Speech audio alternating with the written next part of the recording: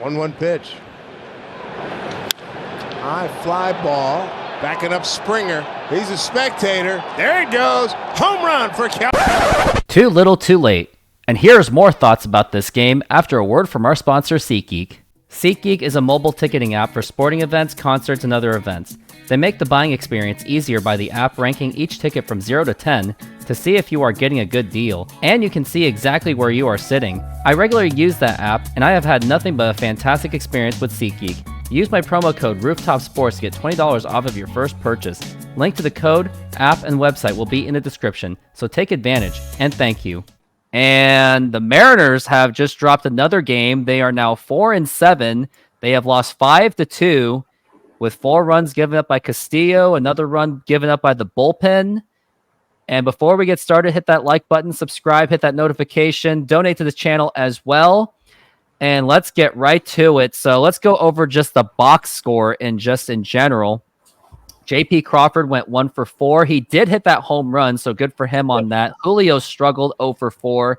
Polanco 0 for 2, but he did walk a couple, I guess. Mitch Haniger went 0 for 4. Ugh, that's not good. Then Mitch Garver 0 for 4. He can't have that. Cal Raleigh at least hit a home run. Ty France was arguably the MVP of this offense for the Mariners. Dom Canzone 2 for 4. Actually did pretty well. And Josh Rojas went 0 for 4. And now to the pitching portion. Luis Castillo struggled. It was really just a couple bad innings where just that one bad pitch really changed the course of it. But 6 strikeouts he made up for. Tyson Miller shined in his debut. And the bullpen guy, I can't even say his name, but I'll just say his first name at this point. It was Brett. He got 1 strikeout and a walk. So let's talk about things that really went wrong in this game. So what do you think went wrong? Well, I mean, the most obvious is the offensive performance. I mean, you know, your 2 through 5 hitters, Julio, Polanco, Haniger, and Garver were 0 for 14 tonight. That's not going to cut it. It also didn't help that JP was 0 for 3 before he hit the home run. So literally, you're 1 for 18 with your first 5 hitters.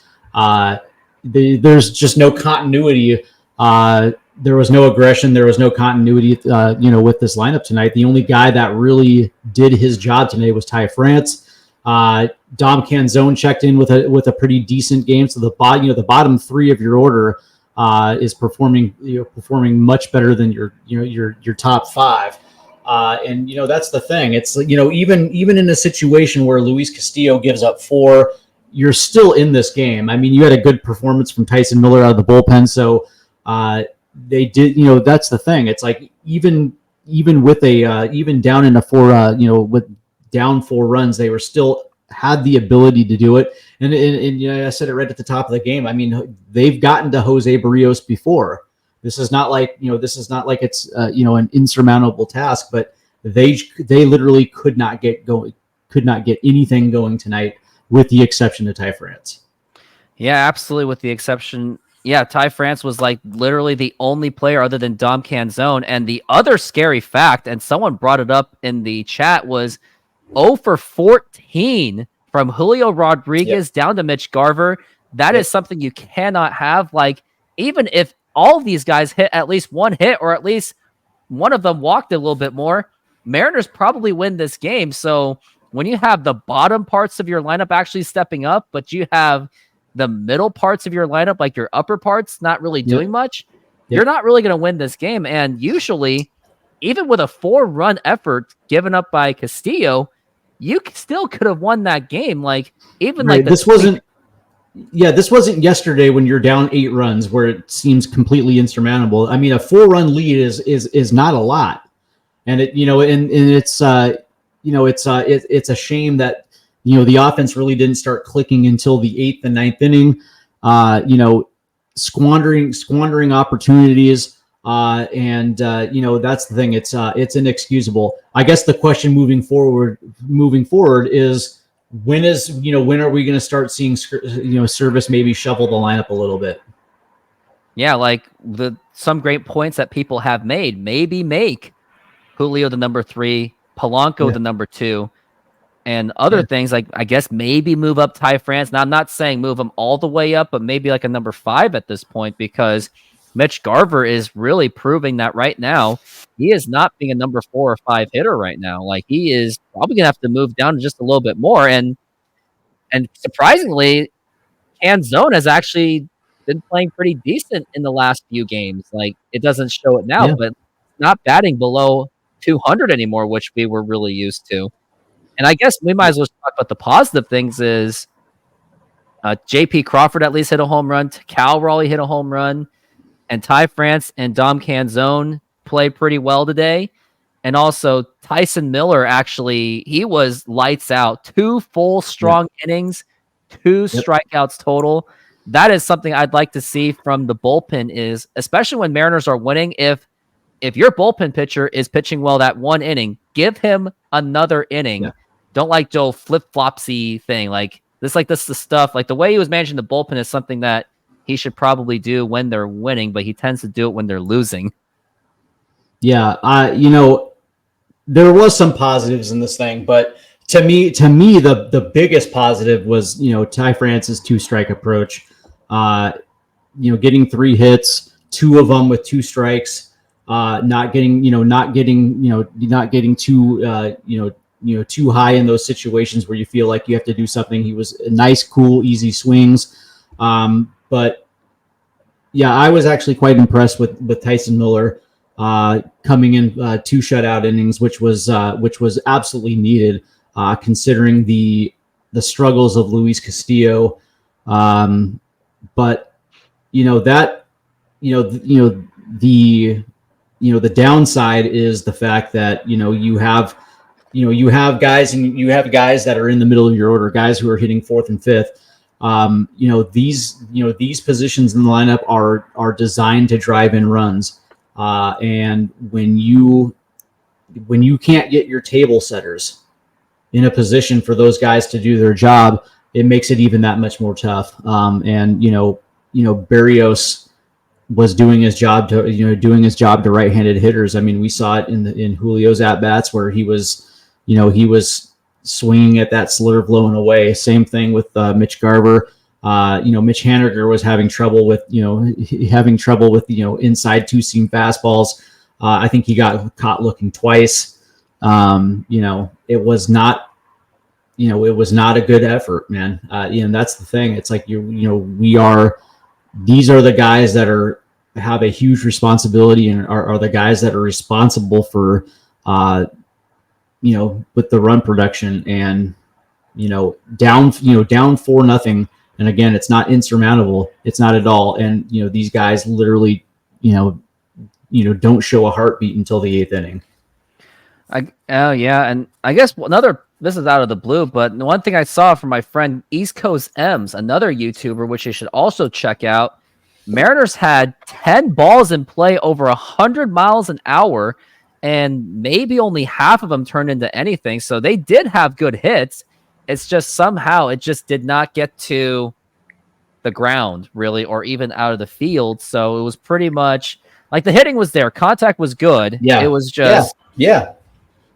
I mean, you saw, like, you saw, Julio actually had a couple at-bats where he actually made solid contact and lined out. Josh Rojas had one where he put a good swing on. I think it was his first at-bat, and he lined out to center field. So it's, they were, there was a few times where they hit it right on the bullet, right on the button, and it just didn't fall in for them. So I mean, yeah, there, that's a very good point by the East Coast M's, that at least there was some good swings. There really was. But now we pretty much covered as much as we could about the game. But now that the Mariners are 4-7, where is your panic level at?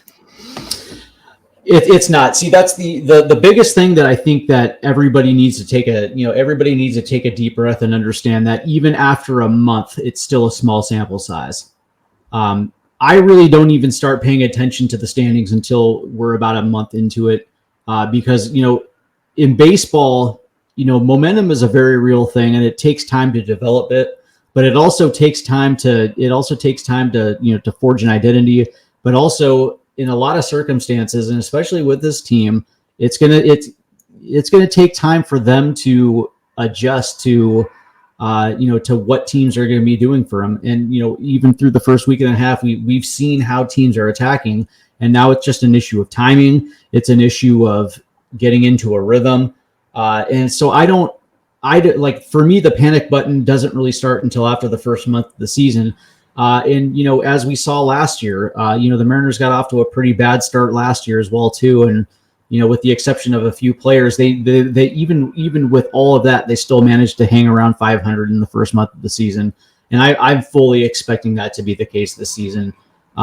So, it is what it is. There's not much you can say about that right now. It's just trying to find some continuity on offense, but I'm not gonna start hitting the panic button right away. But I do think that maybe Scott Service should do himself a favor and try shuffling the lineup combos a little bit. You know what I mean? Yeah, maybe moving Ty up a little bit to like fifth, maybe. Sure, but that's the thing. It's like something has to give. On the flip side, it was nice seeing Cal Raleigh get into one late, but I just don't think that right now, with everything that's with everything that's happening in the AL West, I just think the sample size is just far too small.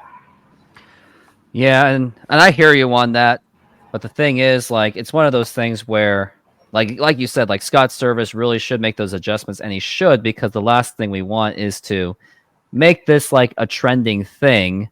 Now, the good news, I guess, out of it is at least all of our losses were like, okay, they're just bad games. At least only really one game where it was that Brewers game where they really did lose, and they lost in that way where it shouldn't have been. But I did look at the first 11 games. The 2023 Mariners and the 2024 Mariners are at exact identical records of 4-7.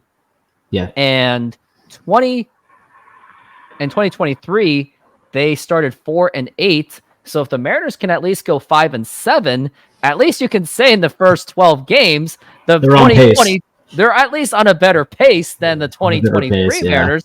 So at that pace, if you go off last year's pace, they'll make the playoffs by one game. That's the thing. It's like you can't. And this is something that I guess it's because I've been around this game for so long that you can't put stock into anything that happens in spring training. For the most part, pitchers are just tinkering with things and getting things ready for the regular season. But the one thing that it kind of boggles my mind is that it almost seemed like they weren't prepared for the way teams are pitching them. You know what I mean? Like, you would think that by the time the regular season rolls around, there would not be timing issues. Like, you would think that for the most part, all you're going to see is off-speed pitches. You're going to see a lot of change-ups and sliders, and you would think that mentally speaking, coaching staffs would have this team prepared to understand what they're going to be seeing, and then they can figure out a way to adjust to it. Even if it played out for the first 2-3 games that was going to be the situation. By game 4, there probably should have had a game plan, in a plan of attack of how they're going to get around not seeing a lot of fastballs. And as a matter of fact, I still think this number is still true. The Mariners are only seeing 30% fastballs, which is which no other team in the league is dealing with, right? So it just seems to me that this team, pretty much like last year and the year before, slow starts are going to be a part of the process, but there are ways around it. You know what I mean? There are ways that you can attack, and it just seems like the Mariners right now are just so predictable.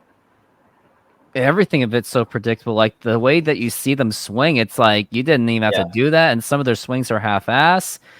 Yep. And it's like that's where I think that's where it comes down to coaching is they just gotta like really tighten it up on them. Like, honestly, this is just a joke. We could totally use Lou Brown, where every time you hit one in the air like that or strike out, you owe me 20 push-ups. But besides the fact, I would actually like to see that, because at least Service would be holding people accountable. He is, and Which like he's not. remember Roger Dorn, he tried to get around that contract, and Lou Brown just took a pee on his contract, and he got his fielding a lot better. But we need more of that kind of management. But we know it's not going to happen. Like, Scott Service is going to have his job, but at least if he could just make even 1 or 2 adjustments, this team could easily be a winner. He just has to make better decisions, and that's where it comes down to. That's the thing, is he lost me last year, and I think he probably lost me for good. There was a stretch there where, Julio, like, I think we all understand that regardless of a slow start, whatever, man, Julio is going to, somewhere around June, July, Julio is going to turn the corner, and then he's going to get red hot. But there were a lot of times last year, and especially in the first half, when guys like Teoscar Hernandez and Eugenio Suarez and Ty France just were not doing it. And every single day they were in the lineup. And every single day it was the exact same results. And there was no accountability. There was no, we're going to sit you for a game or two because, this is just unacceptable. These performances are completely unacceptable. And especially in a division like the AL West, which is 100% accountable. Now, you can probably chalk that up to the fact that the Mariners didn't have much depth. But this year, one of the strengths of this team is the fact that we have depth where that's not going to fly. So I just hope that before this thing gets away from them, that, we would see some level of accountability, or, something along those lines. Because, there's one of the greatest sayings, when it comes to baseball, is that you can't win the division in April, but you sure as hell can lose it. Which they are on pace of that right now. Now, good thing it hasn't gotten to double digits quite yet, but it's just going to keep adding up. Which, I mean, I know you're not hitting the panic button, but I'm kind of like, I'm not. But it's like, but if they don't get it going, kind of thing. Well, that's the thing. It's like, by now we should have seen a series win. You know what I mean? Like, we're now starting on our fourth series now. And, it was teed up for us in the first two, because Boston is, by the end of the season, Boston's probably going to be a 500 team or slightly worse than that. And then Cleveland, who knows, right? But it was teed up for them to at least get one of those series, to at least get, to at least get your first series win under the belt, kind of get some good feelings going. And it was, a split, a loss. And now it's like not getting off to a good start in the Toronto series. And it's like, you're absolutely right. This has a potential to tailspin. And, what happens if they drop the next two and all of a sudden they're, 4-9. 4-9. It's something you don't want. And then going into the series against Chicago, which is not going to be an easy camper it's not gonna either. Be easy. It's not going to be easy. And the crazy thing about this is that it was imperative. Like, it was imperative for this team to start fast, and that with that it was going to take a full team effort, regardless of not having Matt Brash and not having Santos. I understand there's certain things, there's certain pieces that you like and you would like to get back, but the reality is like, you look at the performance over the course of the first three series, and it's like, it almost feels like they weren't prepared. It really does. And what's scary to think about, considering no Brash and Santos, the bullpen has surprisingly actually been, in my opinion, the strength of the team, considering everything else. Like, because starting pitching is actually having its problems, and the offense is having its problems as well. And with tomorrow, we got George Kirby, which I really do believe that he has a better performance than the Cleveland game. Sure. Because that game, I didn't think was like, that was George Kirby just not being a George Kirby. That Cleveland game was just bizarre. It was like everything that went wrong, it literally went wrong. And knock on wood, I just can't see that happening again. I hope not. I have full confidence that George Kirby is going to rebound. He's too good to have those, type of starts back to back. And that's the thing. I mean, you're still dealing with a relatively young pitcher who is trying to stay ahead of the curve as far as scouting reports going. And you had a pesky Cleveland team that just knew how to take advantage of the fastball. I fully expect George Kirby to be George Kirby tomorrow. And same thing with Logan Gilbert in Game 3. I don't like that's from the starting pitching standpoint. I like my expectations are very high for the next 2 games. Where it gets me is going to be what kind of adjustments are going to be made, and can this team give George Kirby an early lead, because that would make the world of difference for a guy like George Kirby, giving him some breathing room, you know what I mean, so he doesn't feel like he has to be perfect to keep this team in the ball game, you know what I mean. And that's the big thing with our starting pitching. It's, when you think about every single game that we played up to this point, how many times has this offense given their starter a lead within the first 3 innings? Thank you very much for watching, and if you still need to catch up with some Mariners on how they're doing this season, here's all the videos from the previous series, and thanks for watching. But be warned, most of it is pretty bad.